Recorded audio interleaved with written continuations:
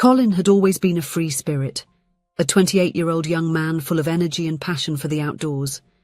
His green eyes sparkled with enthusiasm when he talked about his adventures on forest trails or his bike marathons across the fields. His wind-tousled brown hair and tanned skin were silent witnesses to his constant outdoor activities. His extroverted and warm personality made him popular among friends and colleagues. Always ready for a new adventure or to help someone in need, Colin was known for his easy smile and contagious laughter. However, when it came to romantic relationships, Colin had a different reputation. His romances were known for being intense but brief. He would give himself body and soul, but soon realized that something was missing. His family joked that they barely had time to learn the names of his girlfriends before the relationship ended. Jane, on the other hand, was the opposite of Colin in many respects. At 26 years old, she was a sophisticated and elegant young woman with perfectly styled blonde hair and piercing blue eyes. Her passion lay in books, cinema, and quiet afternoons in charming restaurants. Jane found peace and satisfaction in urban environments. A perfect day for her consisted of a quiet morning reading a book in a city park, followed by an afternoon exploring art galleries, and ending with a movie in a small, cozy cinema. Her compassionate nature led her to adopt vegetarianism in her teenage years, a decision that reflected her concern for animal welfare and the environment. She preferred the soothing and comforting taste of tea over the strong coffee that many of her colleagues consumed daily. Despite their differences, Colin and Jane developed a close friendship in the office where they worked. Both were talented architects, and their complementary creativity made them an unbeatable duo on important projects. The long hours shared at work, the laughter during breaks, and the deep conversations about their lives and aspirations created a connection that eventually led them to a romantic relationship. In the beginning, the novelty and excitement of exploring their feelings masked their differences. Colin was enchanted by Jane, while she was attracted to his energy and spontaneity. However, as time went by, their incompatibilities began to become more evident. One Saturday afternoon, Jane decided to have a serious conversation with Colin. They were sitting in a stylish cafe downtown, the kind of place Jane loved, but that made Colin feel slightly uncomfortable. "Colin," Jane began, her eyes serious and a little sad. "We need to talk about us." Colin felt a tightness in his chest. He knew what was coming, but part of him still hoped it was something different. "I like you very much," she continued, "but I think we work better as friends than as a couple. Our differences are too great." Colin looked at his cup of strong coffee, contrasting with Jane's herbal tea. It was a perfect metaphor for their situation. "I know," he replied after a moment of silence, "but can't we try a little more? Maybe we can find a middle ground." Jane smiled gently. "Colin, you are a wonderful man. Your energy, your passion for life, all of that is amazing. But our lives follow very different paths. You need someone who shares your love for adventure, someone who gets as excited as you do about a trail at dawn or a bicycle marathon." Colin knew she was right, but the idea of yet another failed relationship deeply bothered him. He thought about his family, the jokes about his quick romances, and felt a pang of shame. "Jane, please," he pleaded, taking her hand over the table. "Let's give it another chance. I promise I'll try harder. We can find activities that we both enjoy." Jane hesitated, seeing the sincerity in Colin's eyes. Finally, she nodded. "Okay, let's try a little longer, but we need to be honest with each other about how we feel." Relieved, Colin smiled. He knew he needed to do something special to show Jane how much she meant to him. That's how, a few days later, he found himself entering an upscale jewelry store in the city centre. The store was a sophisticated environment, with shiny displays showcasing dazzling jewelry and luxury watches. Colin felt a bit out of place in his jeans and casual t-shirt, especially when he noticed the suited security guards at the entrance. As he browsed the displays, feeling a bit lost among so many options, a familiar voice surprised him. "May I help you, sir?" Colin turned and his heart skipped a beat. There, smiling at him, was Rose. Rose, the girl he had a secret crush on in high school. Rose, with her long curly hair and a smile that seemed to light up the entire store. "Rose?" he asked incredulously. "Is it really you?" Her face lit up with recognition. "Colin! My God, it's been so long. What are you doing here?" They both laughed and exchanged a quick hug, the familiarity of years ago returning instantly. "I'm looking for a gift for my girlfriend," Colin explained, feeling a strange pang as he said those words. Rose smiled, professional yet with a glint of curiosity in her eyes. "Well, you've come to the right place. Do you have something specific in mind?" They spent the next half hour exploring different options. Rose suggested a ring, but Colin laughed, saying it was too early for that. A necklace was the next suggestion, but Colin joked that it seemed like something one would give to their own mother. Finally, Rose proposed an elegant watch. "We can engrave a special message on the back," she suggested. "Something meaningful for both of you." Colin liked the idea of the watch, but when he tried to think of a message to engrave, his mind went blank. Rose encouraged him, suggesting it be something they always said to each other, something romantic and special. No matter how hard he tried, Colin couldn't remember any truly romantic moment with Jane. No special phrases, no inside jokes, nothing that captured the essence of their relationship. It was at that moment that reality hit him like a bolt of lightning. He and Jane truly were just good friends. There was no spark, no deep connection that he always imagined true love should have. The realization left him stunned, and he stood there, looking at the watch in his hands, feeling as if the world had shifted on its axis. Before he could fully process this epiphany, a shrill alarm echoed through the store. The security doors began to close automatically, sealing everyone inside the store.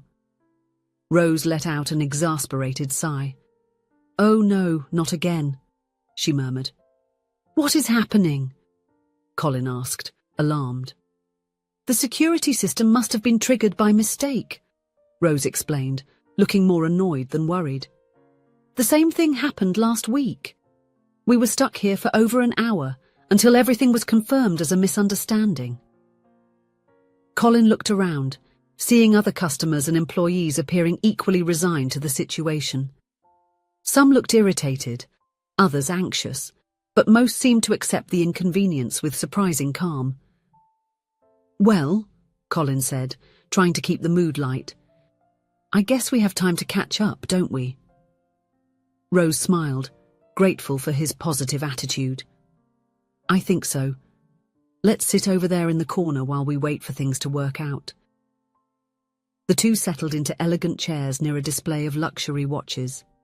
As they talked, Colin was surprised by how much they had in common. "So do you still run?" Rose asked, her eyes sparkling with interest. Colin nodded enthusiastically. "Whenever I can. In fact, I'm training for a marathon next month." "Really? Me too," Rose exclaimed. "Which route do you usually take?"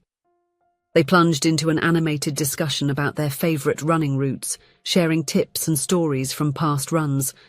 Colin was impressed to discover that Rose not only ran, but also practiced cycling and trail running, just like he did.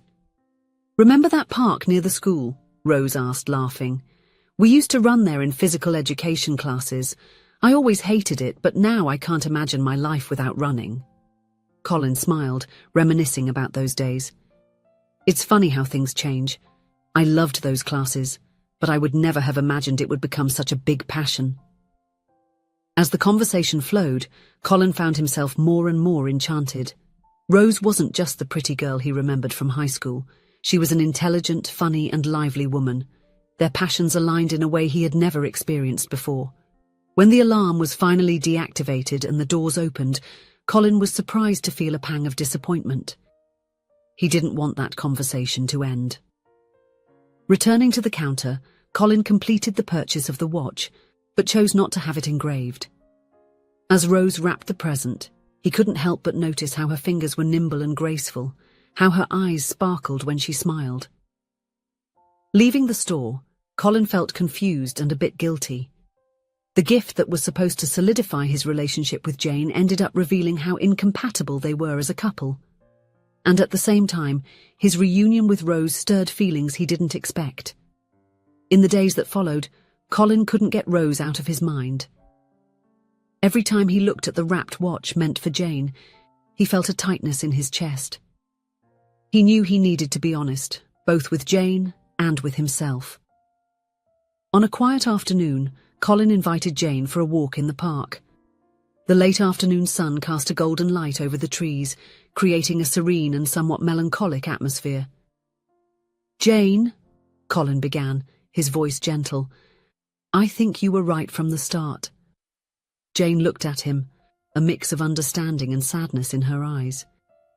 "About us being better as friends?" Colin nodded. "I really like you, Jane. You are amazing. But you're right. I think we're forcing something that doesn't naturally exist between us." Jane took his hand, squeezing it gently. "I know, Colin. Part of me wanted it to work out, but I think we've always known deep down that we were more friends than lovers." They continued walking, openly discussing their feelings, their differences, and the affection they still felt for each other. At the end of the walk, they sealed the end of their romantic relationship with a warm hug, promising to maintain the friendship that had always been the foundation of their connection. In the following days, Colin found himself thinking more and more about Rose. The connection they felt during that hour, trapped in the jewelry store, seemed more real and profound than anything he had experienced in a long time. Deciding to follow his instincts, Colin returned to the jewelry store. Rose greeted him with a surprised and warm smile. "Colin, I didn't expect to see you so soon. Is there a problem with the watch?" He shook his head, smiling nervously. "Actually, I came to return it. I think I'll end up getting a necklace. My mum's birthday is next week." Rose looked at him with curiosity but didn't ask any questions. As she processed the exchange, Colin gathered the courage. "Rose," he began, his heart pounding, "would you like to run with me over the weekend?" Her face lit up. "Oh, what a coincidence! I've signed up for a charity race on Saturday. You could join me there." Colin felt a wave of joy and anticipation. "Sounds perfect, I can't wait." The following Saturday, Colin arrived early at the race location, eager to find Rose. When he saw her, dressed in colourful running clothes, her hair tied back in a relaxed ponytail, he felt his heart race in a way that had nothing to do with the run ahead. The race was incredible. Colin and Rose maintained a steady pace side by side, talking and laughing between breaths. There was a natural synchrony between them, both in their steps and in their conversation. After crossing the finish line, exhausted but elated, they decided to have a coffee together. To Colin's delight, Rose ordered a strong coffee, just like his. "I can't start the day without a good dose of caffeine," she laughed. In the following weekends, Colin and Rose began to meet regularly. They explored trails, took long bike rides, and even started training together for the next race. One day, while they were walking with their dogs in a city park, Rose had a Labrador named Luna, who got along incredibly well with Colin's golden retriever Max. Colin realised how much his life had changed in recent weeks. Looking at Rose, who was laughing as the dogs played, Colin felt a wave of affection and certainty. He stopped, taking her hand.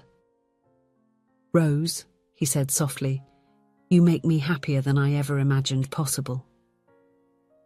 Her eyes softened, a gentle smile spreading across her face. "Do you want to date me?" Colin asked, his heart racing with nervousness and anticipation. Rose pulled him close, her eyes sparkling. "I thought you would never ask," she whispered before kissing him. Months later, as they celebrated their dating anniversary, Colin surprised Rose with a small package. Inside was a delicate wristwatch. Turning it over, Rose saw an inscription on the back. "For my running partner in the marathon of life." Rose laughed, tears of happiness in her eyes. "This is definitely the phrase I would engrave on a piece of jewellery for you," she said, hugging him tightly. As the sun set over the park where they used to run, Colin reflected on the journey that brought him there. He thought of Jane, grateful for the friendship they shared, and how sometimes you need to take a step back to find the right path. Love, Colin realized, wasn't about forcing a connection or trying to change who you are. It was about finding someone who complemented your life, who shared your passions and dreams, someone with whom you could be entirely yourself. With Rose by his side, their fingers intertwined as they watched the sky turn shades of pink and orange, Colin felt a deep sense of peace and belonging.